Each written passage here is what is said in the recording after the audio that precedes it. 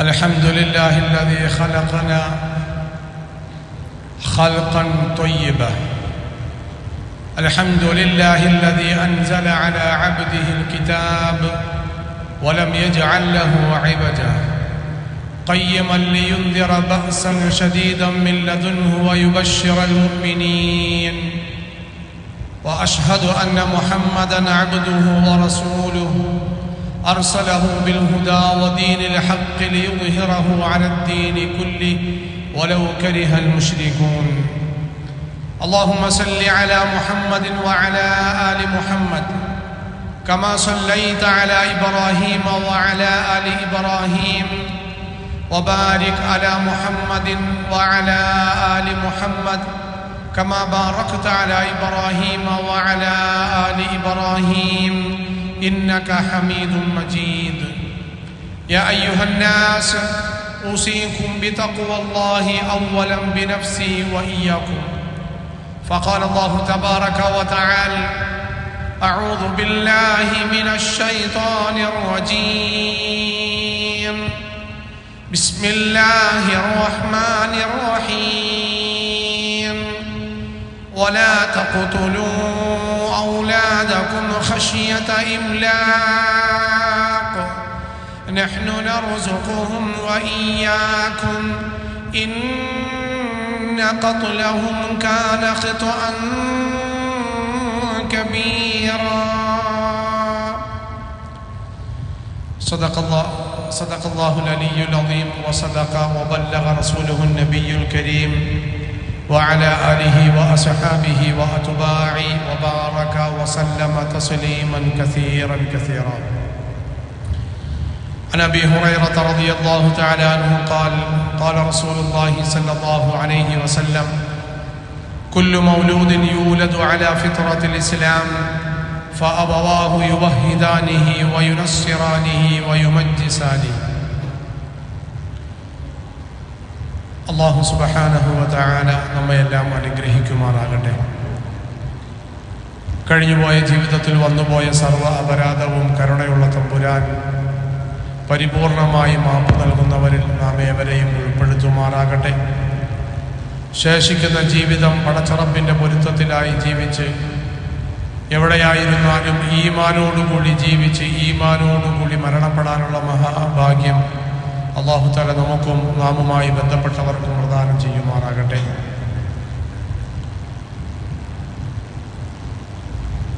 എൻ്റെ ശബ്ദം ശ്രവിക്കുന്ന മുഴുവൻ സഹോദരി സഹോദരന്മാരോടും എൻ്റെ സ്വന്തം ശരീരത്തിനോടും ജീവിതത്തിലുടനീളം തഖ്വയിൽ അധിഷ്ഠിതമായി ജീവിക്കാൻ വസിയ്യത്ത് ചെയ്യുന്നു. അല്ലാഹു തആല തഖ്വയിലായിട്ട് നമ്മളെ ജീവിപ്പിക്കുകയും മരിപ്പിക്കുകയും ചെയ്യുമാറാകട്ടെ. മഹാനായ റസൂലുള്ളാഹി സ്വല്ലല്ലാഹു അലൈഹി വസല്ലമ തങ്ങൾ വിശുദ്ധമായ ദീനുൽ ഇസ്ലാമിനെ കുറിച്ച് അതിൻ്റെ പ്രത്യേകതകളെക്കുറിച്ച് ഒരുപാട് വിശദീകരിച്ചിട്ടുണ്ട്. അതിലേറ്റവും പ്രാധാന്യമർഹിക്കുന്നത് ഒരു മനുഷ്യൻ്റെ ഇടപാടുകളും ചില ഇടപെടലുകളുമാണ്. അതിൽ തന്നെ അള്ളാഹുവിൻ്റെ പ്രവാചകൻ ചിലതിന് മറ്റു ചിലതിനേക്കാളും പ്രാധാന്യവും ഗൗരവവും നൽകിയിട്ടുണ്ട്. അതിലേറ്റവും പ്രാധാന്യമർഹിക്കുന്ന ചില വിഷയങ്ങൾ കുറേ ആഴ്ചകളായി നാം ഇങ്ങനെ ചർച്ച ചെയ്തുകൊണ്ടിരിക്കുകയാണ്. ഏറ്റവും പ്രാധാന്യമർഹിക്കുന്നത് മനുഷ്യൻ്റെ നാവാണ്. മനുഷ്യൻ്റെ നാവ് നന്നാവാകാതെ, മനുഷ്യൻ്റെ നാവ് ചൊവ്വാകാതെ അവൻ എന്തെല്ലാം സൽക്കർമ്മങ്ങൾ ചെയ്താലും അതെല്ലാം നിഷ്ഫലമായി പോകുമെന്ന് അള്ളാഹുവിൻ്റെ പ്രവാചകന്റെ ഒരുപാട് നിർദ്ദേശങ്ങൾ. എത്രത്തോളം മഹാനായ റസൂലുള്ളാഹി സ്വല്ലല്ലാഹു അലൈഹി വസല്ലമ തങ്ങൾ പറഞ്ഞു, നിങ്ങളെക്കാളും വളരെ ചെറുപ്പമുള്ള ചെറുപ്പക്കാരോടും എന്തിനേറെ പക്വത പോലും എത്തിയിട്ടില്ലാത്ത കുഞ്ഞു മക്കളോട് പോലും നിങ്ങൾ കരുണയോടുകൂടിയേ പ്രവർത്തിക്കാവൂ. റസൂലുള്ളാഹി സ്വല്ലല്ലാഹു അലൈഹി വസല്ലമ തങ്ങളെ കുറിച്ച് സഹാബാക്കൾ പറയുകയാണ്. റസൂലുള്ളാഹി സ്വല്ലല്ലാഹു അലൈഹി വസല്ലമ തങ്ങൾ പറഞ്ഞു, കുഞ്ഞുങ്ങളോട് നിങ്ങൾ കരുണ കാണിക്കുക. എന്നിട്ട് നബി തങ്ങൾ മറ്റൊരു ഹദീസിൽ ഗൗരവത്തോടു കൂടി പറഞ്ഞു, മല്ലം യർഹം സഗീറന, വലം യുവഖിർ കബീറന ഫലൈസ മിന്ന. വളരെ വിരളമായിട്ടാണ് റസൂലുള്ളാഹി സ്വല്ലല്ലാഹു അലൈഹി വസല്ലമ തങ്ങൾ ഇന്ന കാര്യങ്ങൾ ചെയ്യുന്ന ആൾക്കാർ എന്നിൽപ്പെട്ടവരല്ല എന്ന് പറഞ്ഞിട്ടുള്ളത്. എല്ലാവരെയും അള്ളാഹുവിൻ്റെ പ്രവാചകനോട് അടുപ്പിക്കുന്നു എന്ന് വിശുദ്ധ ഖുർആൻ പ്രഖ്യാപിച്ച പ്രവാചകൻ, അങ്ങയുടെ അടുക്കൽ സഹകരിക്കുകയും സഹവർത്തിത്വം നടത്തുന്നവരെല്ലാം അങ്ങയുടെ കൂട്ടുകാരാകുമെന്ന് സഹാബാക്കളെല്ലാം ആണയിട്ട് സാക്ഷ്യപ്പെടുത്തിയ പ്രവാചകൻ, ആ പ്രവാചകൻ ചില സന്ദർഭങ്ങളിൽ പറഞ്ഞു, ഇന്ന ദുർഗുണമുള്ള ആൾക്കാർ അവർ എന്നിൽപ്പെട്ടവനല്ല എന്ന് പറഞ്ഞാൽ അങ്ങനെയുള്ള ആൾക്കാർ എന്നോട് ചേരുന്നതിനെ ഞാൻ ഇഷ്ടപ്പെടുന്നില്ല, അങ്ങനെയുള്ള ആൾക്കാർ എൻ്റെ അനുയായിയാണ് എന്ന് പറയുന്നതിനെ ഞാൻ ഇഷ്ടപ്പെടുന്നില്ല, അള്ളാഹുവും ഇഷ്ടപ്പെടുന്നില്ല എന്ന് തന്നെ അതിൻ്റെ അർത്ഥം. അതിൽ റസൂലുള്ളാഹി സ്വല്ലല്ലാഹു അലൈഹി വസല്ലമ തങ്ങൾ പറഞ്ഞു, മല്ലം യർഹം സഗീറന, കുഞ്ഞുങ്ങളോട് കരുണ കാണിക്കാത്ത ആൾക്കാർ, കുഞ്ഞുങ്ങളോട് സ്നേഹത്തോടു കൂടി പെരുമാറാത്ത ആൾക്കാർ, വലം യുവഖിർ കബീറന, അതുപോലെ തന്നെ നമ്മളുടെ ഇടയിലുള്ള വാർദ്ധക്യമുള്ള പ്രായമുള്ള ആൾക്കാരോട് ബഹുമാനവും ഗൗരവവും കാണിക്കാത്ത ആൾക്കാർ, അവരോട് ആദരവ് കാണിക്കാത്ത ആൾക്കാർ, ഫലൈസ മിന്ന, ഈ രണ്ട് സ്വഭാവമുള്ള ആൾക്കാർ എന്നിൽപ്പെട്ടവനല്ല എന്ന് നബി മുഹമ്മദ് മുസ്തഫ സല്ലല്ലാഹു അലൈഹി വസല്ലം. നമുക്കറിയാം 1956 നവംബർ 20 നിലവിൽ വന്ന ഒരു നിയമമാണ്. എല്ലാവരുടെയും സംരക്ഷണാർത്ഥം വ്യത്യസ്തമായ ചില ദിവസങ്ങൾ, ആ സംരക്ഷണത്തിൻ്റെ ഗൗരവത്തെ അടിസ്ഥാനപ്പെടുത്തിക്കൊണ്ട്, ചില പ്രത്യേകമായ പരിഗണനയെ അടിസ്ഥാനപ്പെടുത്തിക്കൊണ്ട് ചില ദിവസങ്ങൾ, ഒന്നെങ്കിൽ അത് രൂപീകരിച്ച ദിവസമാകാം, അല്ലെങ്കിൽ അതുമായി ഏറ്റവും പ്രധാനപ്പെട്ട നിർണായകമായ എന്തെങ്കിലും സംഭവ വികാസങ്ങൾ ഉണ്ടായ ദിവസം, അതിനെ ഏറ്റവും ഗൗരവത്തോടുകൂടി അനുചരിക്കുകയും ആ ദിവസത്തിന്റെ പ്രാധാന്യം ആ ദിവസങ്ങളിൽ എല്ലാ വർഷവും ഇങ്ങനെ അതിന്റെ ഗൗരവം പ്രബോധനം ചെയ്യുകയും ചെയ്യുന്ന ഒരു ശൈലി ലോകാടിസ്ഥാനത്തിലുണ്ട്. 1956 നവംബറിൽ നിലവിൽ വന്ന ഒരു നിയമമാണ് കുഞ്ഞുങ്ങളുമായി ബന്ധപ്പെട്ടതായ നിയമം, ശിശു നിയമങ്ങൾ. ശിശുദിനം എന്ന് പറഞ്ഞിട്ടാണ് നവംബർ 20 കാണാറുള്ളത്. സ്കൂളിൽ കുട്ടികളെല്ലാം അതിനെ ആഘോഷമായി കാണും.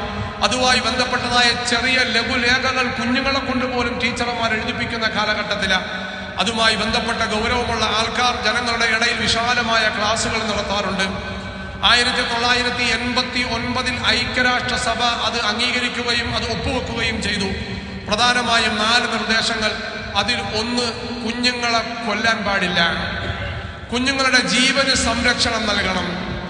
രണ്ടാമത്തത്, അവരെ വിശപ്പിൽ നിന്നും മുക്തരാക്കണം, അവർക്ക് സ്വസ്ഥമായി ഭക്ഷണം കഴിക്കാനുള്ള അവകാശം കൊടുക്കണം. 3, അവരുടെ ഭൗതികമായ വിദ്യാഭ്യാസം അല്ലെങ്കിൽ ഏതുമായിക്കൊള്ളട്ടെ അവരുടെ വിദ്യാഭ്യാസത്തിന്റെ ഉന്നമനത്തിന് വേണ്ടി പരിശ്രമിക്കുക. 4, ബാക്കിയുള്ള എല്ലാ തരത്തിലുമുള്ളതായ അവരുടെ പുരോഗമനത്തിന് വേണ്ടി പരിശ്രമിക്കുക. ഉപനിയമങ്ങളായിട്ട് ഒരുപാട് അതുമായി ബന്ധപ്പെട്ടിട്ടുണ്ട്.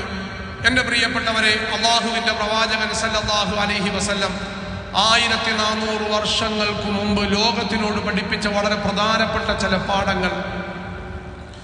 അള്ളാഹുവിൻ്റെ പ്രവാചകൻ പറയുന്ന ഓരോ പാഠങ്ങളും നമ്മളുടെ മനസ്സകങ്ങളെ പിടിച്ചു കുലുക്കിയിട്ടാണ്. പലപ്പോഴും അള്ളാഹുവിൻ്റെ പ്രവാചകൻ പറയും, നിങ്ങൾ ഈ സ്വഭാവത്തെ നിങ്ങളുടെ ജീവിതത്തിന്റെ പ്രാധാന്യത്തോടു കൂടി നിങ്ങൾ കണ്ടില്ല എങ്കിൽ അള്ളാഹുവുമായിട്ടുള്ള നിങ്ങളുടെ ബന്ധത്തെ നിങ്ങൾ പേടിക്കേണ്ടതായിട്ടുണ്ട്. ആരംഭത്തിൽ ചെറിയ ഒരു ഹദീസ് നാം വിശദീകരിച്ചു. അവരുമായി ബന്ധപ്പെട്ട എല്ലാ വിഷയങ്ങളും ഒരു ഭാഗത്ത് അതിൽ അടങ്ങുന്നുണ്ട് എങ്കിൽ അള്ളാഹുവിന്റെ പ്രവാചകൻ പറഞ്ഞു, കുഞ്ഞുങ്ങളുമായി ബന്ധപ്പെട്ട നിങ്ങൾ കാരുണ്യമായി അവരോട് പെരുമാറില്ല എങ്കിൽ, കാരുണ്യത്തോടു കൂടി നിങ്ങൾ അവരുമായി വർത്തിച്ചില്ല എങ്കിൽ നിങ്ങളും ഞാനുമായി ഒരു ബന്ധവുമില്ല എന്ന പ്രവാചകൻ പറഞ്ഞു വെക്കുന്നത്. ഫലൈസ മിന്ന, എന്നിൽപ്പെട്ടവനല്ല അവർ.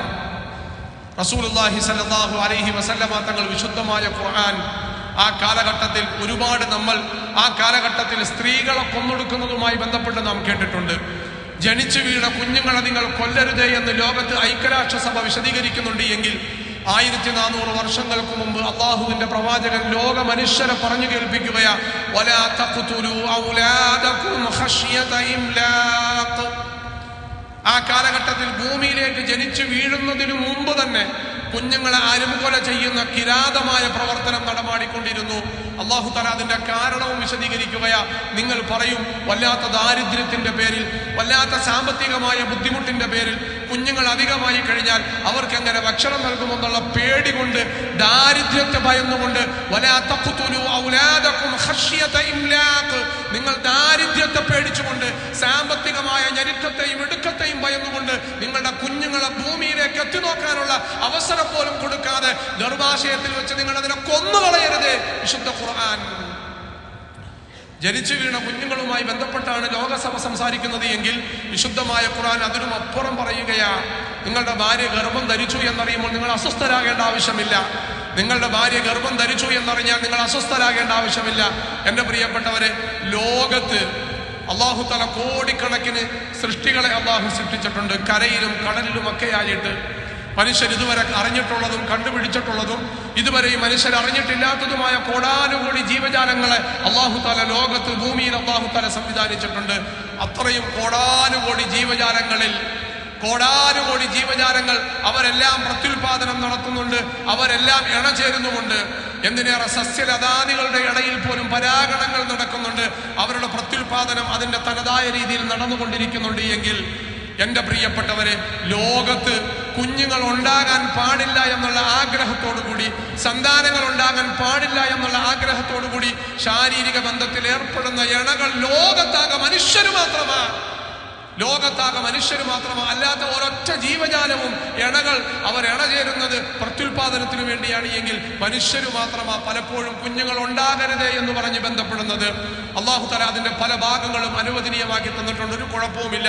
പക്ഷേ എങ്കിൽ അല്ലാഹു തആല നിങ്ങളുടെ ഭാര്യയുടെ ഗർഭാശയത്തിൽ നിങ്ങളുടെ കുഞ്ഞിനെ അല്ലാഹു തആല ജന്മം നൽകിയിട്ടുണ്ട് എങ്കിൽ അതിനെ നശിപ്പിച്ചു കളയാൻ നിങ്ങൾക്ക് അവകാശമില്ല എന്ന് വിശുദ്ധ ഖുർആൻ. കൊലപാതകമാണ് എന്ന് വിശുദ്ധമായ ഖുർആൻ. അല്ലാഹു പറയുകയാ, വലാ തഖ്തുലു ഔലാദകും. കുഞ്ഞുങ്ങളുമായി ബന്ധപ്പെട്ട് വിശുദ്ധമായ ഖുർആൻ അവിടെ പറഞ്ഞു തുടങ്ങുകയാ, വലാ തഖ്തുലു ഔലാദകും ഖശ്യത ഇംലാഖ്. പല കാരണങ്ങൾ മുഫസ്സിരീങ്ങൾ അതുമായി ബന്ധപ്പെട്ട് ഏറ്റവും പ്രാധാന്യത്തോടു കൂടി പറയുന്നത്, ആ കാലഘട്ടത്തിൽ കുഞ്ഞുങ്ങളെ കൊന്നുകളയുന്ന പല പ്രവണതകൾ ഉണ്ടായിരുന്നു. അതിലേറ്റവും പ്രധാനപ്പെട്ടത് പെൺകുഞ്ഞാണ് എങ്കിൽ കൊന്നുകളയുന്ന ഒരവസ്ഥയുണ്ടായിരുന്നു. അതിൽ മറ്റൊരവസ്ഥ, ആണാണെങ്കിലും പെണ്ണാണെങ്കിലും ഏതാണെങ്കിലും ശരി, ഗർഭം ധരിച്ചു എന്നറിയാൻ അസ്വസ്ഥരാകും. എന്നിട്ട് എന്താ അവർ അസ്വസ്ഥരാകുന്നത്? ഉടുതുണിക്കും മറുതുണിയില്ലാത്ത പട്ടിണിപ്പാവങ്ങളായിരുന്നു അതിനാൽ അധികം ആൾക്കാരും. ഒരു നേരത്തെ ഭക്ഷണം കൊണ്ട് 6-7 ആൾക്കാരും ഒരു ദിവസം കഴിച്ചിട്ട് കിടക്കുന്ന ആൾക്കാരായിരുന്നു അതിൽ പല ആൾക്കാരും. അതൊക്കെ അവരുടെ ന്യായമായിരുന്നു എങ്കിൽ അല്ലാഹു തആല പറഞ്ഞു, വലാ തഖ്തുലു ഔലാദകും ഖശ്യത ഇംലാഖ് നഹ്നു നർസുഖുഹും വഇയ്യാകും. നിങ്ങൾക്കും അവർക്കും ഉപജീവനം നൽകുന്നത്, അവരുടെ ആഹാരം നൽകുന്നത് അത് എൻ്റെ ഉത്തരവാദിത്തമാണ് എന്ന് അല്ലാഹു പറയുകയാ. അതുകൊണ്ട് നിങ്ങൾ കൊന്നുകളയേണ്ട. ഒരു ഉറുമ്പിന് പോലും ഭക്ഷണം കൊടുക്കാനുള്ള ഉത്തരവാദിത്തം നിങ്ങളുടെ മേൽ അല്ലാഹു ഏൽപ്പിച്ചിട്ടില്ല. അതിൻ്റെ ഉത്തരവാദിത്തം അല്ലാഹുവിനാണ് എന്ന് അല്ലാഹു പറയുകയാ. എൻ്റെ പ്രിയപ്പെട്ടവരെ, പുരോഗമനത്തിന്റെ കാലഘട്ടത്തിലാണ് എന്ന് ജീവിക്കുന്ന നമ്മൾ, എല്ലാ ജീവിതത്തിന്റെ സംവിധാനങ്ങളും സൗകര്യങ്ങളും കൈപ്പിടിയിലുണ്ട് എന്ന് അവകാശപ്പെടുന്ന നമ്മൾ, ആ നമ്മളുടെ ഇടയിലും ഇന്ന് ഏറ്റവും കൂടുതൽ കൊലപാതകം നടന്നുകൊണ്ടിരിക്കുന്നത് ഗർഭസ്ഥ ശിശുവിനെയാണ് എന്ന്, അബോർഷനാണ് എന്ന് നമ്മൾ മനസ്സിലാക്കേണ്ടത് ഒരു വളരെ പ്രധാനപ്പെട്ട യാഥാർത്ഥ്യമാണ്. എന്താ അതിന്റെ അടിസ്ഥാനപരമായ കാരണം? പല കാരണങ്ങൾ വിശദീകരിക്കപ്പെടുകയാ. അല്ലാഹു കാക്കുമാറാകട്ടെ. ഭൂമിയിലെ ഏറ്റവും വലിയ കൊലപാതകി എന്ന് വിശുദ്ധ ഖുർആൻ പ്രഖ്യാപിച്ച കൊലപാതകി നമ്മൾ ആരുമാകാൻ പാടില്ല. അതിന് പല കാരണങ്ങളാ പറയുന്നത്. എന്താ? ഭാര്യ ഭർത്താവും ആദ്യമേ തീരുമാനിക്കുകയാ, ആദ്യത്തെ 5 വർഷം നമുക്കിങ്ങനെ സ്വാതന്ത്ര്യത്തോടുകൂടി പറന്നു നടക്കണം. എന്താ അതിന്റെ അർത്ഥം? സ്വാതന്ത്ര്യത്തിന് ഹീനമാകുകയാ, നിങ്ങളുടെ സ്വാതന്ത്ര്യത്തെ പിടിച്ചുകെട്ടുകയാണ് നിങ്ങളുടെ കുഞ്ഞുങ്ങൾ എന്ന ധാരണ നിങ്ങളുടെ മനസ്സിലേക്ക് വരികയാണ്. ലോകത്തിന്റെ വിവിധ ഭാഗങ്ങൾ ഇങ്ങനെ ഒരു മുറുക്കവുമില്ലാതെ, ഒരു പിടുത്തവുമില്ലാതെ സ്വാതന്ത്ര്യത്തോടു കൂടി പറന്നു നടക്കണം. അതിനേക്കാളും സങ്കടകരമായ അവസ്ഥ, ഇന്ന് മാന്യമായി ജീവിക്കാനുള്ള എല്ലാ സാമ്പത്തികമായ അവസ്ഥയുള്ള ആൾക്കാരും ഒരു കുഞ്ഞിനെ പഠിപ്പിക്കാനുള്ള കാരണങ്ങൾ, ആ കുഞ്ഞിനെ പഠിപ്പിക്കാനുള്ള സമ്പത്ത് ഇങ്ങനെ കണക്ക് കൂട്ടി വെക്കുകയാ. 50 ലക്ഷം ചെലവാക്കേണ്ടി വരും, 1 കോടി ചെലവാക്കേണ്ടി വരും, 1.5 കോടി ചെലവാക്കേണ്ടി വരും. ഒരു കുഞ്ഞു കൊണ്ട് തന്നെ നമുക്ക് തൃപ്തിപ്പെടാം. രണ്ടാമതൊരു കുഞ്ഞു കൂടി വന്നു കഴിഞ്ഞാൽ അതിനെ പഠിപ്പിക്കാനും നമ്മൾ വേറെ വ്യത്യാസം കാണിക്കാൻ പാടില്ല. അല്ലെങ്കിൽ സമൂഹത്തിന്റെ ഇടയിലുള്ള നമ്മുടെ സ്റ്റാറ്റസ് കീപ്പ് ചെയ്യണ്ടേ? അതുകൊണ്ട് അവരെയും പഠിപ്പിക്കണം. 50 ലക്ഷവും കോടിയും മുടക്കിയിട്ട് അതുകൊണ്ട് ഒന്നും മതി, അതിനപ്പുറം വേണ്ട എന്ന് തീരുമാനിക്കുകയാണ് എങ്കിൽ അല്ലാഹുവിന്റെ വിശുദ്ധ ഖുർആനിന്റെ പ്രഖ്യാപനം, നീ കൊലപാതകയാണ്, നിന്റെ കുഞ്ഞിനെ അരുംകൊല നടത്തിയ കിരാതനാണ് എന്ന് വിശുദ്ധ ഖുർആൻ പ്രഖ്യാപിക്കുകയാണ്. പല കാരണങ്ങളാണ്. എന്റെ പ്രിയപ്പെട്ടവരെ, വിശുദ്ധമായ ദീനുൽ ഇസ്ലാം ഒരു കാട നിയമവും ആരുടെ മേലും അടിച്ചേൽപ്പിക്കുന്നില്ല. മാന്യനായ സ്വാതന്ത്ര്യത്തോടുകൂടി ചിന്തയുള്ള അല്ലെങ്കിൽ മാന്യതയും ബോധവുമുള്ള നീതിയുക്തമായ ഒരു ഡോക്ടർ പറയുകയാ, ഒന്നാമത്തെ പ്രസവം കഴിഞ്ഞ ഭാര്യയോട് പറഞ്ഞു, രണ്ടാമതൊരിക്കൽ കൂടി നിങ്ങളുടെ ഭാര്യയ്ക്ക് ഗർഭം ധരിച്ചാൽ ശാരീരികമായ വലിയ ബുദ്ധിമുട്ടുണ്ടാകാൻ സാധ്യതയുണ്ട് എന്ന് പറഞ്ഞാൽ, മൂന്നാമത്തെ പ്രാവശ്യം കൂടി ഗർഭം ധരിച്ചാൽ ബുദ്ധിമുട്ടാണ് എന്ന് വിശ്വസ്തനായ ഡോക്ടർ പറഞ്ഞാൽ, നാലാമത്തെ പ്രാവശ്യം കൂടി ഗർഭം ധരിച്ചാൽ ബുദ്ധിമുട്ടാണ് എന്ന് പറഞ്ഞാൽ, അള്ളാഹുവിന്റെ വിശുദ്ധ ഖുർആനും ഹദീസും വെച്ചിട്ട് പണ്ഡിതന്മാർ വിശദീകരിക്കുകയാ, 100% നിങ്ങൾ അത് അംഗീകരിക്കണം. അത് അംഗീകരിക്കാതെ പറ്റൂല എന്ന് പറയുന്നത് ഇസ്ലാമികമല്ല. 6 പ്രസവിക്കും 7 പ്രസവിക്കും, ആദ്യമേ നിയ്യത്ത് ചെയ്തു, ഒരു കുഴപ്പവുമില്ല, പക്ഷെ ഒരു ബുദ്ധിമുട്ട് വന്നു, ആ ബുദ്ധിമുട്ടൊന്നും പരിഗണിക്കൂല എന്ന് പറയുന്ന കാടത്വം ഇസ്ലാം അംഗീകരിക്കുന്നതല്ല. അത് ഇസ്ലാമിന്റെ പേര് ആരും വെച്ച് കെട്ടേണ്ട ആവശ്യവുമില്ല. ശാരീരികമായ ഒരു ബുദ്ധിമുട്ടുമില്ലാതെ ബാഹ്യമായി മുടന്തൻ ന്യായങ്ങൾ പറഞ്ഞിട്ട് നിങ്ങളുടെ കുഞ്ഞുങ്ങളെ നിങ്ങൾ കൊന്നുകളയുകയാണ് എങ്കിൽ അള്ളാഹുവിന്റെ വിശുദ്ധമായ ഖുർആൻ പറയുകയാ, നിങ്ങൾ കൊലയാളികളാ. അള്ളാഹു നമ്മളെ കാക്കുമാറാകട്ടെ. ആരുടെയെങ്കിലും ഭാഗത്തുനിന്ന് ഏതെങ്കിലും തരത്തിൽ വന്നു പോയിട്ടുണ്ട് എങ്കിൽ ആത്മാർത്ഥമായ റബ്ബിന്റെ അടുക്കൽ തൗബ ചെയ്യൻ, ആത്മാർത്ഥമായ റബ്ബിന്റെ അടുക്കൽ തൗബ ചെയ്യൻ. അള്ളാഹു നമുക്ക് നൽകുന്ന അനുഗ്രഹങ്ങളിൽ ഏറ്റവും വലിയ അനുഗ്രഹമാണ് എന്ന് വിശുദ്ധ ഖുർആൻ. അള്ളാഹു നിങ്ങൾക്ക് നൽകുന്ന സന്താനങ്ങൾ അതറിയണമെങ്കിൽ 10-20 വർഷമായിട്ട് വിവാഹം കഴിഞ്ഞിട്ട് ഒരു കുഞ്ഞിക്കാല് കാണാതെ സങ്കടപ്പെട്ട് നടക്കുന്നവരോട് ഒരു 5 മിനിറ്റ് ഇരുന്നിട്ട് കുഞ്ഞിനെ കുറിച്ച് നിങ്ങളൊന്ന് സംസാരിക്കണം. അപ്പോഴറിയാം അള്ളാഹു അവർക്ക് നൽകിയതെല്ലാം അവർ നൽകാൻ തയ്യാറാ. ഒരു കുഞ്ഞിന് വേണ്ടി പല പല കാരണങ്ങളുടെ പേരിൽ, പല പല ന്യായങ്ങളുടെ പേരിൽ ഭൂമിയിൽ ജനിച്ചു വീഴുന്നതിന് മുമ്പിലെ കുഞ്ഞുങ്ങളെ കൊന്നൊടുക്കുന്ന കാലഘട്ടത്തിൽ അള്ളാഹുവിന്റെ വിശുദ്ധമായ ഖുർആൻ പറഞ്ഞു, നിങ്ങൾ അങ്ങനെ ചെയ്യരുത്. ഖശ്യത ഇംലാഖ്, അത് പ്രധാനപ്പെട്ട ഒരു കാരണമാണ് എന്ന് മുഫസ്സിരീങ്ങൾ. അത് അന്ന് ആൾക്കാർ പറഞ്ഞുകൊണ്ടിരുന്ന പ്രധാനപ്പെട്ട ഒരു കാരണം, പ്രിയപ്പെട്ടവരെ, സാമ്പത്തികമായി ഒരുപാട് ഉന്നമനത്തിലെത്തിയിട്ടും ഇന്നും ആ കാടത്വത്തിന്റെ ആ കാരണങ്ങളിലേക്ക് നമ്മൾ എന്നും പോകുകയാ. 1 കോടിയാ മകന് വേണ്ടിയിട്ടിരിക്കുന്ന ബഡ്ജറ്റ്, 50 ലക്ഷമായിട്ടിരിക്കുന്നത്. രണ്ടാമതൊന്നുകൂടി വന്നാൽ, മൂന്നാമതൊന്നുകൂടി വന്നാൽ അതിനെയും പഠിപ്പിച്ച പ്രാരാബ്ദത്തിന്റെ ബുദ്ധിമുട്ടിന്റെ കടക്കണിയിലാകുന്നത് എന്തിനാ? അതുകൊണ്ട് അവിടെ വെച്ച് നിർത്തിയേക്കാം. അഥവാ ആയിപ്പോയാൽ അതിനെ കൊന്നുകളയാൻ രഹസ്യ സ്വഭാവത്തോടുകൂടി ഓടി നടക്കുന്ന കാലഘട്ടത്തിലാ. നിങ്ങളെല്ലാവരും കണ്ടു കാണും, 1-2 ആഴ്ചകൾക്ക് മുമ്പ് പത്രത്തിൽ വന്ന ഒരു വാർത്ത, പ്രായപൂർത്തിയാകാത്ത പെൺകുട്ടിയെ ഗർഭചിത്രം നടത്തിയതിന്റെ പേരിൽ ഡോക്ടറെ അറസ്റ്റ് ചെയ്തു. നമ്മളുടെ കേരളക്കരയിൽ നമ്മുടെ തൊട്ടടുത്ത് നടക്കുന്നതാ. പ്രായപൂർത്തിയാകാത്ത പെൺകുട്ടി എന്ന് പറഞ്ഞാൽ 21 തികയാത്ത അല്ലെങ്കിൽ 18 തികയാത്ത പെൺകുട്ടിയെ ഗർഭചിത്രം നടത്തിയതിന് ഡോക്ടറെ അറസ്റ്റ് ചെയ്യുന്ന കാലഘട്ടത്തിൽ എത്തി നിൽക്കുകയാ. അള്ളാഹു നമ്മളെ കാക്കുമാറാകട്ടെ. ബന്ധപ്പെട്ടവരെല്ലാം അള്ളാഹുവിന്റെ മുമ്പിൽ കുറ്റക്കാരാണ് എന്ന് വിശുദ്ധമായ ഖുർആൻ പ്രഖ്യാപിക്കുകയാ. മോശമായ അവസ്ഥ, ആ അവസ്ഥയിൽ പോലും ഞങ്ങൾക്ക് സമ്പത്ത് കിട്ടിയാൽ എന്തും ചെയ്യാൻ തയ്യാറാണ് എന്ന് പറഞ്ഞു നിൽക്കുന്ന ഒരു വിഭാഗം ആൾക്കാർ. അതിനാണ് ഈ ഉദാഹരണം പറഞ്ഞത്. സമ്പത്ത് കിട്ടിയാൽ ആരാണെങ്കിലും ഏതാണെങ്കിലും എന്തും ചെയ്യാൻ ഞങ്ങൾ തയ്യാറാണ് എന്ന് പറയുന്ന അല്ലാഹു തആല നൽകിയ വിദ്യാഭ്യാസം, ഭൂമിയിൽ ഒരു മനുഷ്യൻ ഒരു ഭാഗത്ത്, അത് മനുഷ്യന്റെ ഉന്നമനത്തിന്റെ പ്രധാനപ്പെട്ട ഭാഗമാണ് എന്ന വിദ്യാഭ്യാസത്തെയും വിദ്യയെയും വിദ്യ കാരണമായി കണ്ടുപിടിച്ച കണ്ടുപിടുത്തങ്ങളെയും കാണുമ്പോൾ അതൊരു ക്രൂരതയ്ക്കും അതൊരു മോശത്തരങ്ങൾക്കും അത് പല പ്രവണതകളിലേക്കും കാരണമായി കൊണ്ടിരിക്കുന്ന കാലഘട്ടത്തിലുമാണ് ജീവിക്കുന്നത്. അപ്പോഴാ വിശുദ്ധ ഖുർആൻ പറയുന്നത്, നിങ്ങളുടെ മനസ്സകങ്ങളിൽ അല്ലാഹുവുമായിട്ടുള്ള ബന്ധമില്ല എങ്കിൽ ഇതല്ല ഇതിനപ്പുറവും ഉണ്ടാകും. വീണ്ടും അള്ളാഹുവിന്റെ വിശുദ്ധമായ ഖുർആൻ പറഞ്ഞു, കുഞ്ഞുങ്ങളോട് നിങ്ങൾ സ്നേഹമായി പെരുമാറണമേ. അതേ കാലഘട്ടത്തിൽ തന്നെ 1989 ഈ നിയമം വരുന്നത്. കുഞ്ഞുങ്ങളെ മാതാവുമായിട്ട് വേർപിരിക്കാൻ പാടില്ല.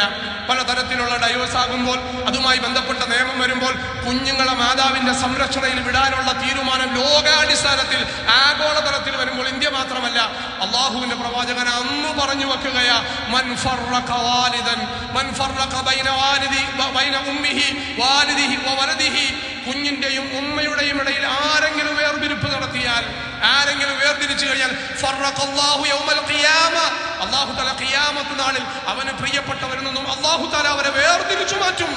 കുഞ്ഞിനെ ഉമ്മയിൽ നിന്നും വേർതിരിച്ചു മാറ്റാൻ പാടില്ല. അതിന്റെ മാനസികമായ ശാരീരികമായ സന്തോഷങ്ങൾക്ക്, ആ വളർച്ചയ്ക്ക് പ്രധാനപ്പെട്ട കാരണമാണ് ഉമ്മയുടെ സംരക്ഷണം. അതുകൊണ്ട് നിങ്ങൾ കാരണമായിട്ട് വേർപെടുത്താൻ പാടില്ല. അവരൊന്നിച്ച് സ്വസ്ഥമായിക്കൊള്ളട്ടെ. നിങ്ങൾ വേർപെടേണ്ട സാഹചര്യം, നിർബന്ധിക സാഹചര്യം വന്നാലും ആ കുഞ്ഞിനെ പരിഗണിച്ചുകൊണ്ട്, അവിടെയാണ് വിശുദ്ധമായ ദീനുൽ ഇസ്ലാമിന്റെ കാഴ്ചപ്പാട്. ഒരുപാട് വിശദീകരണം ഈ ഹദീസുമായി ബന്ധപ്പെട്ടിട്ട്. നിങ്ങൾക്ക് പരസ്പരം പൊരുത്തപ്പെട്ടു പോകാൻ പറ്റാത്ത പല കാരണമുണ്ട് എങ്കിൽ അല്ലാഹു തആല നിങ്ങൾക്ക് നൽകിയ കുഞ്ഞിനെ പരിഗണിച്ചുകൊണ്ട് നിങ്ങൾ ഒരല്പം പൊരുത്തപ്പെടാൻ തയ്യാറാകി. ഭാര്യ ഒരല്പം പൊരുത്തപ്പെടാൻ തയ്യാറായാൽ ആ ദാമ്പത്യം സന്തോഷകരമായി പോകും.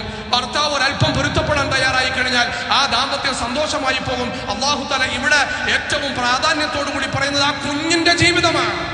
നിങ്ങളുടെ വാശിയുടെ പേരിൽ, നിങ്ങളുടെ വൈരാഗ്യത്തിന്റെ പേരിൽ, നിങ്ങളുടെ ദുർവാശിയുടെ പേരിൽ നിങ്ങൾ രണ്ടായിട്ട് പിരിഞ്ഞു പോകുമ്പോൾ നിങ്ങൾക്ക് രണ്ടുപേർക്കും വ്യത്യസ്തമായ നിങ്ങളുടെ ഇഷ്ടത്തിലുള്ള ഇണകളെ കിട്ടിയേക്കാം. പക്ഷെ ആ കുഞ്ഞിന്റെ ജീവിതം താറുമാറാകപ്പെടുമ്പോൾ, വാപ്പ എന്തേന്ന് ചോദിക്കുമ്പോൾ ആ കുഞ്ഞ് കണ്ണ് നിറഞ്ഞു നിൽക്കുന്ന സാഹചര്യം വന്നാൽ, ഉമ്മ എന്തേന്ന് ചോദിക്കുമ്പോൾ ആ കുഞ്ഞ് കണ്ണ് നിറഞ്ഞു നിൽക്കുന്ന സാഹചര്യം വന്നാൽ, വാപ്പയുടെ പേരെഴുതാൻ പറയുമ്പോൾ കുഞ്ഞിന്റെ കൈ പറയ്ക്കുന്ന സാഹചര്യം ഉണ്ടായാൽ അതിന് നിങ്ങൾ കാരണക്കാരാണ് എങ്കിൽ അള്ളാഹുവിന്റെ പ്രവാചകൻ പറയുകയാണ്, നീ എത്ര നന്മ ചെയ്താലും അള്ളാഹു നിന്നെ മാറ്റി നിർത്തപ്പെടും. അതുകൊണ്ട് ആ കുഞ്ഞിന്റെ വിഷയത്തിൽ നീ ഗൗരവത്തോടു കൂടി കാണണമേ. അള്ളാഹുവിന്റെ വിശുദ്ധമായ ദീനുൽ ഇസ്ലാം, കുഞ്ഞുങ്ങളോട് നിങ്ങൾ സ്നേഹം കാണിക്കണമെന്ന് വിശുദ്ധമായ ദീനുൽ ഇസ്ലാം. വിദ്യാഭ്യാസം രണ്ടാമത്തെ ഗൗരവത്തോടു കൂടി, രണ്ടാമത് ഭക്ഷണവും മൂന്നാമത് വിദ്യാഭ്യാസത്തെ കുറിച്ച് പറയുമ്പോൾ എൻ്റെ പ്രിയപ്പെട്ടവരെ, ലോകാടിസ്ഥാനത്തിൽ മുസ്ലിമീങ്ങൾ കുഞ്ഞുങ്ങളുടെ സംരക്ഷണത്തിന് വേണ്ടി മദ്രസകൾ സ്ഥാപിക്കപ്പെടുമ്പോൾ മറ്റ് മതവിഭാഗങ്ങളെ ആവേശികമായിട്ട് ഇന്ന് പലതരത്തിലും പല രീതിയിലുമുണ്ട്. അൽഹംദുലില്ലാഹ് എല്ലാം മാനവികതയുടെ നന്മയെ മുൻനിർത്തിക്കൊണ്ടാണെങ്കിൽ എല്ലാം സ്വാഗതാർഹമാണ്. വൈരാഗ്യത്തിന്റെ, വെറുപ്പിന്റെ, വിദ്വേഷത്തിന്റെ, വർഗീയതയുടെ വിത്ത് വിതയ്ക്കാനല്ല എങ്കിൽ എല്ലാ സ്ഥാപനങ്ങളും കുഞ്ഞുങ്ങളുമായി ബന്ധപ്പെട്ടത് നല്ലത് തന്നെയാണ്. പക്ഷേ അള്ളാഹുവിന്റെ വിശുദ്ധമായ ഖുർആൻ മുൻപിൽ വെച്ചുകൊണ്ട്, അള്ളാഹുവിന്റെ വിശുദ്ധമായ മസ്ജിദിന്റെ മിമ്പറിൽ നിന്നുകൊണ്ട് ആണയിട്ട് പറയാൻ കഴിയും, ലോകത്ത് എവിടെയെല്ലാം ഇസ്ലാമികമായ മദ്രസകൾ നടത്തപ്പെടുന്നുണ്ടോ അവിടെ പഠിപ്പിക്കപ്പെടുന്നത് വിശുദ്ധ ഖുർആനാണ് എങ്കിൽ, അവിടെ പഠിപ്പിക്കപ്പെടുന്നത് ഹദീസാണ് എങ്കിൽ അതിന്റെ ഏറ്റവും പ്രധാനപ്പെട്ട മാനവികത അള്ളാഹുവിന്റെ പ്രവാചകന്റെ വാക്ക, യർഹമു മൻ ഫിൽ അർദ്, എല്ലാവരോടും നിങ്ങൾ കരുണ കാണിക്കുക. കുഞ്ഞുങ്ങളെ വിദ്യാഭ്യാസത്തിന്റെ ഉന്നമനത്തിന് വേണ്ടി മദ്രസകൾ സ്ഥാപിക്കപ്പെടുമ്പോൾ അതിനെ അടച്ചുപൂട്ടപ്പെടണം, അതിനെ ബുൾഡോസർ ഉപയോഗിച്ച് തകർത്തെറിയപ്പെടണം, അത് അനിവാര്യമല്ല എന്ന് പറയുമ്പോൾ നമ്മുടെ ഇന്ത്യയിൽ പോലും, എന്തിനാ പുരോഗമനത്തിൽ ഇന്ത്യയിൽ ഏറ്റവും മുന്നിലാണ് എന്ന് പറയും നമ്മുടെ കേരളക്കരയിൽ പോലും 10,000-കണക്കിന് കുഞ്ഞുങ്ങൾക്ക് അക്ഷര വിദ്യാഭ്യാസമില്ലാതെ, സ്കൂളുകളിൽ പോകാനുള്ള സൗകര്യമില്ലാതെ, അട്ടപ്പാടി അടക്കമുള്ള ഭാഗങ്ങളിൽ പലപ്പോഴും കുഞ്ഞുങ്ങൾക്ക് പല ദിവസങ്ങളിലും സ്കൂളിൽ പോകാനുള്ള സൗകര്യമില്ലാതെ അത്രയുമൊക്കെ ബുദ്ധിമുട്ടി കഷ്ടപ്പെട്ടിട്ട് കുഞ്ഞുങ്ങൾ നമ്മുടെ മൂക്കിന് തുമ്പത്ത് ജീവിക്കുമ്പോഴും ഇന്ന് ലോകത്തെ ഏറ്റവും പ്രധാനപ്പെട്ട വിഷയം മദ്രസകൾ പൂട്ടപ്പെടല. എന്താ പ്രിയപ്പെട്ടവരെ അതിന്റെ കാരണം? അല്ലാഹു തആല നമ്മുടെ മനസ്സുകളിൽ മനുഷ്യത്വം നൽകുമാറാകട്ടെ. മനുഷ്യ മനസ്സുകളിൽ മനുഷ്യത്വം അല്ലാഹു നൽകുമാറാകട്ടെ. അല്ലാഹുവിന്റെ പ്രവാചകൻ പറഞ്ഞു, കുഞ്ഞുങ്ങളോട് നിങ്ങൾ കരുണ കാണിക്കണമേ, നിങ്ങളുടെ കുഞ്ഞുങ്ങളോടും കരുണ കാണിക്കണം. നിങ്ങളല്ലാത്തവരുടെ കുഞ്ഞുങ്ങളോട് നിങ്ങൾ കരുണ കാണിക്കണം. റസൂലുള്ളാഹി സ്വല്ലല്ലാഹു അലൈഹി വസല്ലമ തങ്ങൾ മസ്ജിദിലേക്ക് കടന്നു വരുമ്പോൾ പലപ്പോഴും കൂട്ടത്തിൽ ഒന്നെങ്കിൽ ഹസൻ ഉണ്ടാകും അല്ലെങ്കിൽ ഹുസൈൻ ഉണ്ടാകും റളിയല്ലാഹു അൻഹുമ.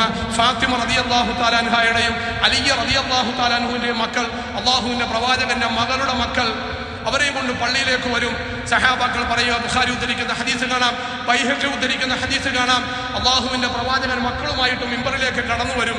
എന്നിട്ട് പ്രവാചകൻ അവരെ അവിടെ ഇരുത്തിയിട്ട് നമസ്കരിക്കും. ഒരിക്കൽ അസറാണോ ഇശ ആണോ എന്ന് തോന്നുന്നില്ല, റാവി പറയുകയാ അസറാണോ ഇശ ആണോ എന്ന് തോന്നുന്നില്ല. സുജൂദിൽ പോയ പ്രവാചകൻ എഴുന്നേൽക്കുന്നില്ല. കുറെ കഴിഞ്ഞപ്പോൾ ഞാനിങ്ങനെ തലപൊക്കി നോക്കിയപ്പോൾ അള്ളാഹുവിന്റെ പ്രവാചകന്റെ പെരടിയിൽ ഹുസൈൻ കയറിയിരിക്കുകയാ റളിയല്ലാഹു തആല. നമസ്കാരമെല്ലാം കഴിഞ്ഞു. പ്രവാചകനോട് മറ്റൊരു സഹാബി വന്ന് ചോദിച്ചു, ഞങ്ങൾ ധരിച്ചു എന്തോ ഒരു സംഭവം അങ്ങക്ക് ബുദ്ധിമുട്ട് പറ്റിപ്പോയി എന്ന് ഞങ്ങൾ ധരിച്ചു.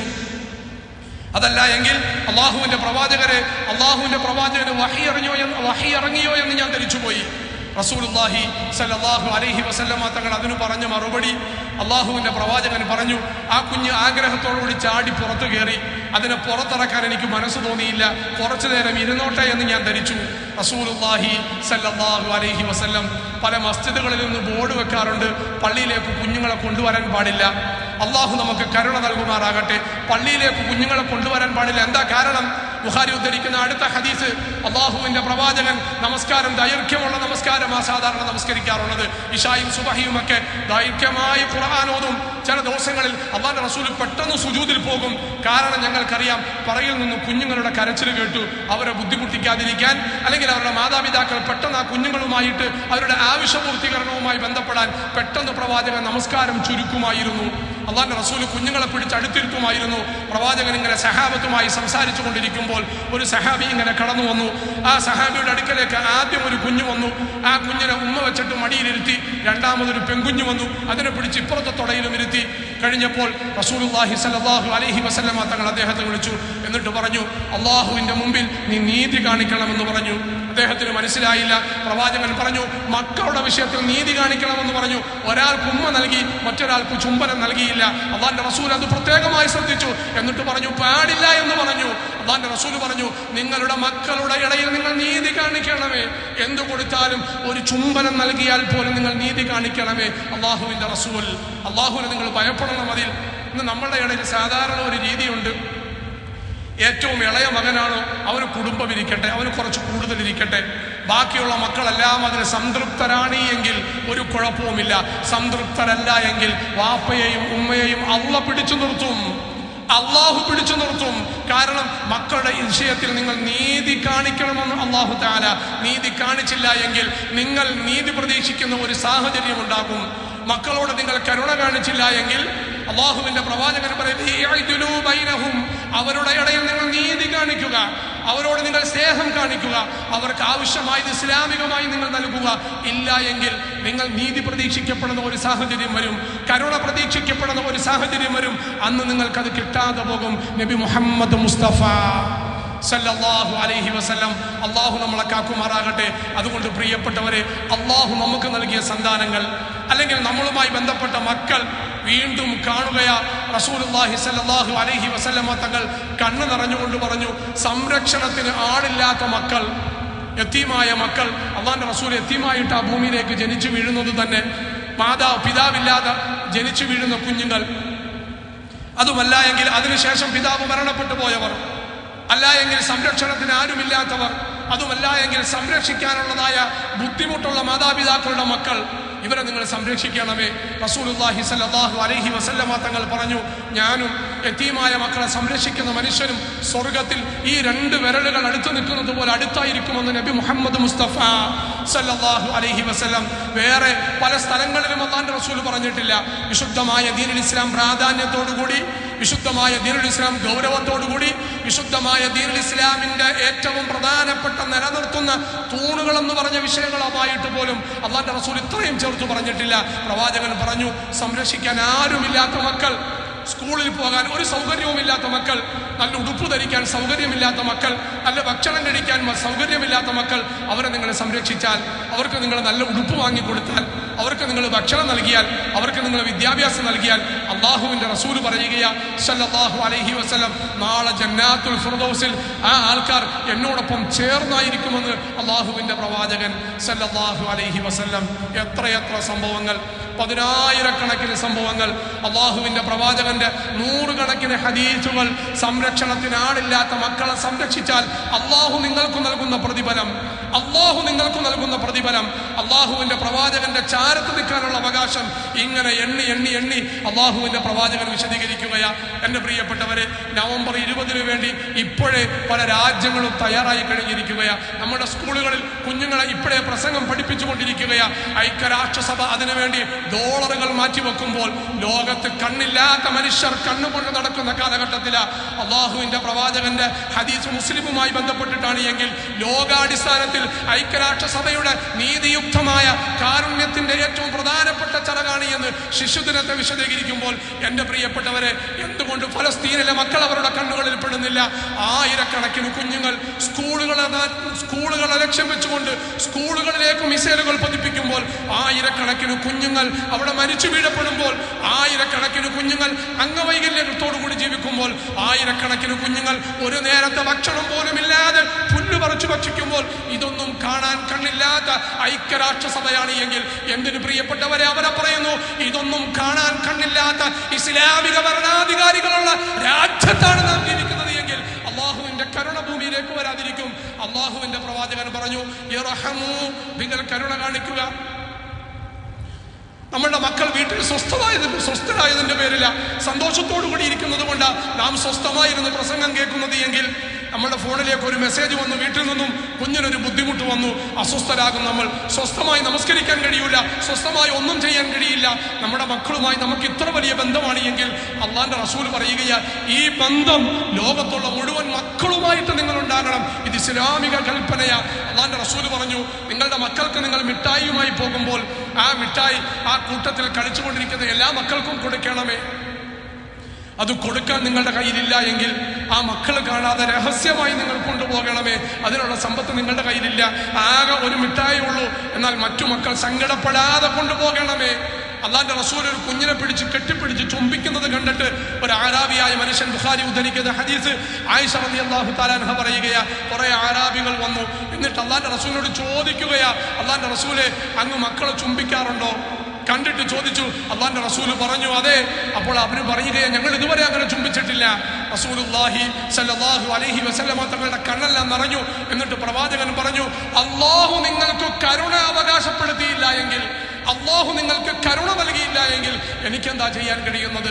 അള്ളാഹു നമുക്ക് കരുണ നൽകുമാറാകട്ടെ. അതുകൊണ്ട് പ്രിയപ്പെട്ടവരെ, ഏറ്റവും പ്രധാനപ്പെട്ട കരുണ ഭക്ഷണമാണ് എന്ന് നാം മനസ്സിലാക്കുന്നുണ്ട് എങ്കിൽ, ഏറ്റവും പ്രധാനപ്പെട്ട കരുണ വസ്ത്രമാണ് എന്ന് നാം മനസ്സിലാക്കുന്നുണ്ട് എങ്കിൽ, ഏറ്റവും പ്രധാനപ്പെട്ട കരുണ അവരുടെ ഏറ്റവും നല്ല മെച്ചമായ വിദ്യാഭ്യാസമാണ് എന്ന് നാം മനസ്സിലാക്കുന്നുണ്ട് എങ്കിൽ, അള്ളാഹുവിന്റെ പ്രവാചകൻ പറയുകയാ, അതൊക്കെ കരുണയാ. അതിനേക്കാളെല്ലാം ഏറ്റവും പ്രാധാന്യം അർഹിക്കുന്ന കരുണ ഏതാണെന്ന് അറിയണ്ടേ?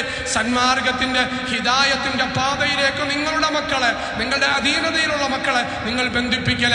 അല്ലാഹുവിന്റെ റസൂൽ പറയുകയാ, കുല്ലു മൗലൂദിൻ യൂലദു അലാ ഫിത്രത്തിൽ ഇസ്ലാം.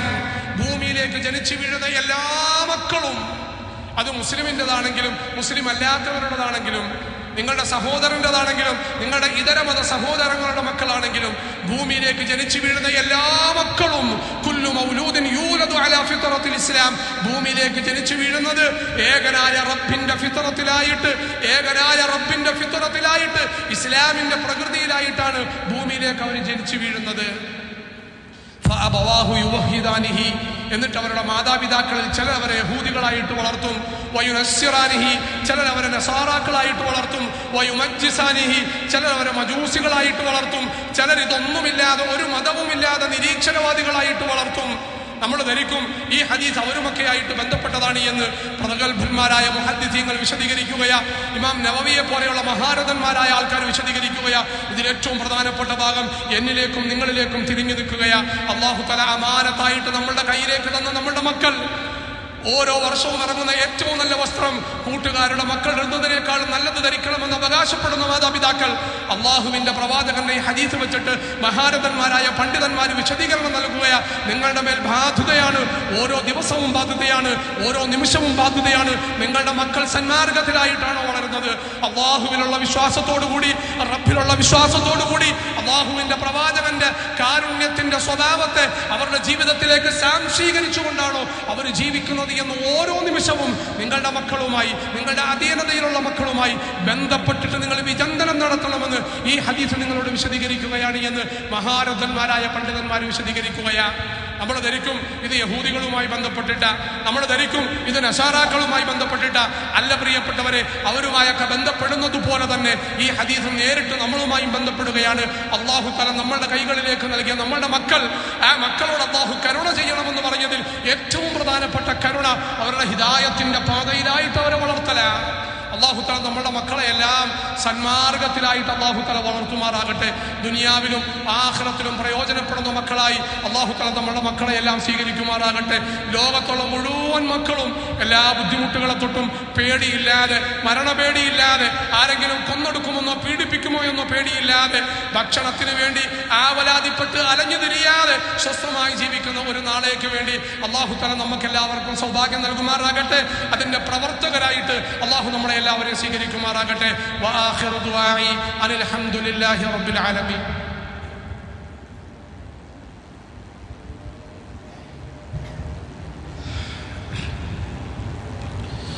അൽഹംദുലില്ലാഹി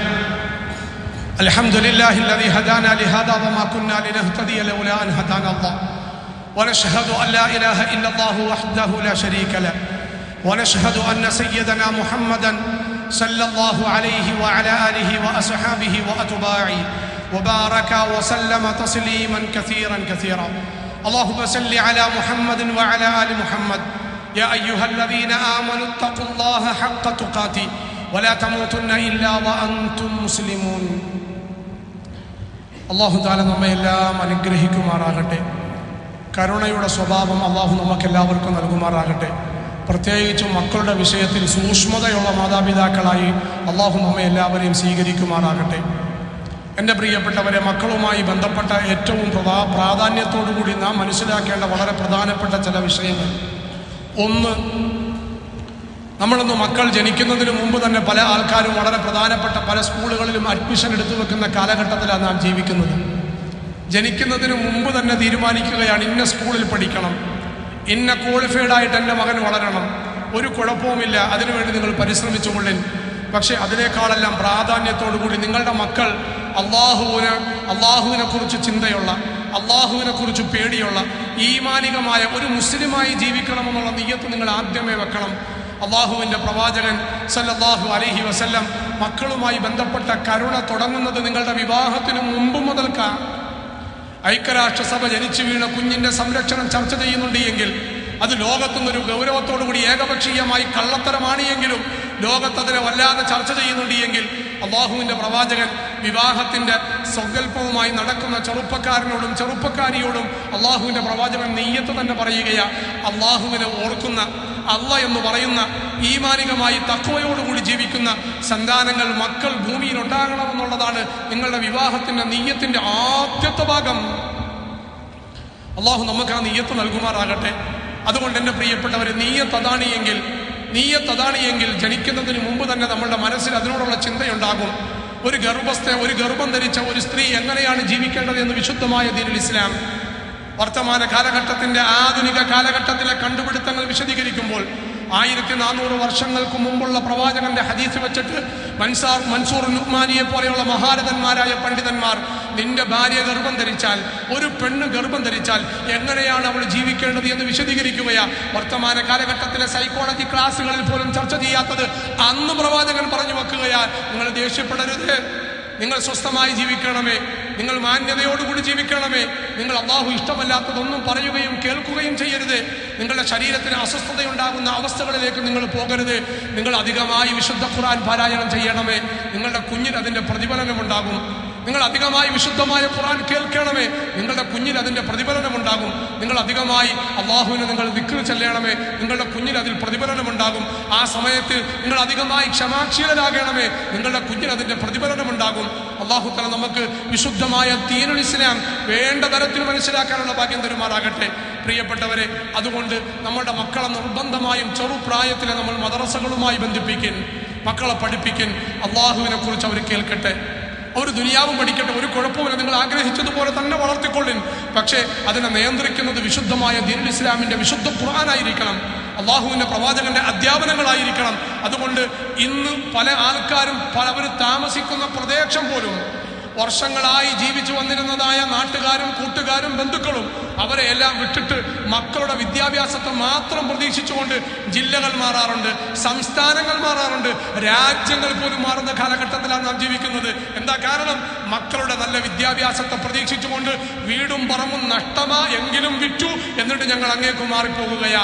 ഈ കാലഘട്ടത്തിൽ എൻ്റെ പ്രിയപ്പെട്ടവരെ, നിങ്ങൾ ഒരു ദിവസത്തിൽ ഒരു അരമണിക്കൂറെങ്കിലും അള്ളാഹുവിനെ കുറിച്ച് പഠിക്കാൻ നിങ്ങൾ മാറ്റിവെച്ചില്ല എങ്കിൽ അള്ളാഹുവാണ് സത്യം, വിശുദ്ധമായ ഖുർആൻ, അള്ളാഹുവിൻ്റെ പ്രവാചകന്റെ ഹദീസുകൾ, ദുനിയാവിൽ തന്നെ നിങ്ങൾ അതിൻ്റെ പേരിൽ സങ്കടപ്പെടേണ്ടി വരും.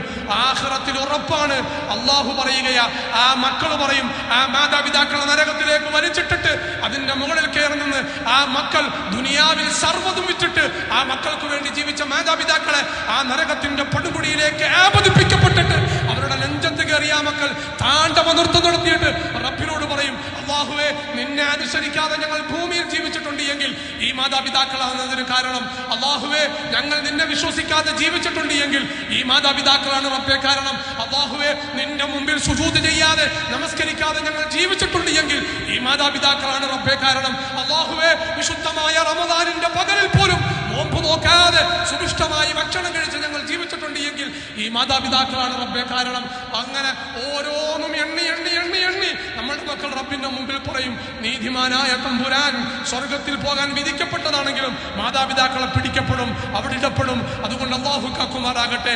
അള്ളാഹു നമുക്ക് നൽകിയ ഏറ്റവും വലിയ അമൂല്യമായ സമ്പത്തായ നമ്മളുടെ മക്കൾ ദുനിയാവിലും നമുക്ക് അനുഗ്രഹമാകണം, ആഖിറത്തിലും നമുക്ക് അനുഗ്രഹമാകണം. അള്ളാഹു പറഞ്ഞു, ഒരു മറയുമില്ലാതെ റബ്ബിന്റെ സമക്ഷത്തിലേക്ക് വരുന്ന ചില പ്രാർത്ഥനകളുണ്ട്. അതിലേറ്റവും പ്രധാനപ്പെട്ട പ്രാർത്ഥന വാപ്പയ്ക്ക് വേണ്ടി, ഉമ്മയ്ക്ക് വേണ്ടി ഒരു മകൻ, ഒരു മകൾ അവരുടെ ഹൃദയം പൊട്ടിയിട്ട് കണ്ണിൽ നിന്നും കണ്ണുനീർ തുള്ളികൾ ഇറ്റു വീണിട്ട് റബ്ബിനോട്, അല്ലാഹ് എൻ്റെ ഉപ്പ എന്ന് പറഞ്ഞാൽ, അല്ലാഹ് എൻ്റെ ഉമ്മ എന്ന് പറഞ്ഞാൽ അള്ളാഹു ഒരു മറയുമില്ലാതെ ആ ദുആ സ്വീകരിക്കുമെന്ന് നബി മുഹമ്മദ് മുസ്തഫ സല്ലല്ലാഹു അലൈഹി വസല്ലം. അതുകൊണ്ട് പ്രിയപ്പെട്ടവരെ, നമ്മുടെ മക്കൾ ഭൂമിയിൽ കിട്ടാവുന്ന ഏറ്റവും നല്ല ഉന്നമനത്തിൽ ഏറ്റവും നല്ല വിദ്യാഭ്യാസിച്ചു പോലട്ടെ, ഒരു കുഴപ്പവുമില്ല. പക്ഷെ അതിനോടൊപ്പം അതിൻ്റെ 10-1 അള്ളാഹുവിനെ കുറിച്ച് പഠിക്കാൻ, അള്ളാഹുവിനെ കുറിച്ച് മനസ്സിലാക്കാൻ നമ്മൾ സമയം മാറ്റിവെക്കണം.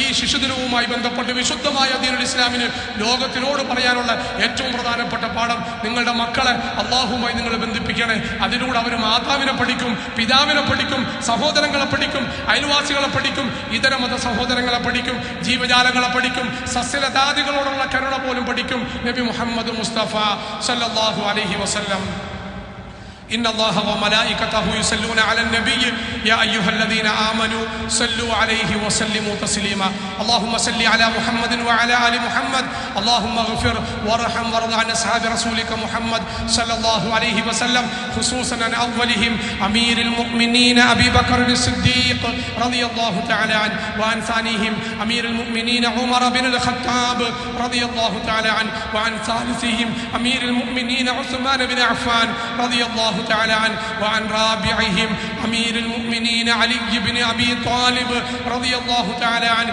وعن عمي نبيك حمزة والعباس رضي الله تعالى عنهما وعن سيدة نساء أهل الجنة فاطمة الزهراء رضي الله تعالى عنها وعنهم اللهم اغفر للمؤمنين والمؤمنات والمسلمين والمسلمات الأحياء منهم والأموات إنك مجيب الدعوات يا قاضي الحاجات طيب ثراهم واجعل الجنة مأواهم اللهم أجرنا من النار اللهم أجرنا من النار اللهم أجرنا من النار اللهم أعزنا وأعز الإسلام والمسلمين اللهم أعزنا وأعز الإسلام والمسلمين اللهم انصرنا وانصر الإسلام والمسلمين خصوصا إخواننا في فلسطين خصوصا أطفالنا في فلسطين يا أرحم الراحمين ربنا آتنا في الدنيا حسنة وفي الآخرة حسنة وقنا عذاب النار عباد الله رحمكم الله إن الله يأمر بالعدل والإحسان وإيتاء ذي القربى وينهى عن الفحشاء والمنكر والبغي يعظكم لعلكم تذكرون ولذكر الله أكبر والله يعلم ما تصنعون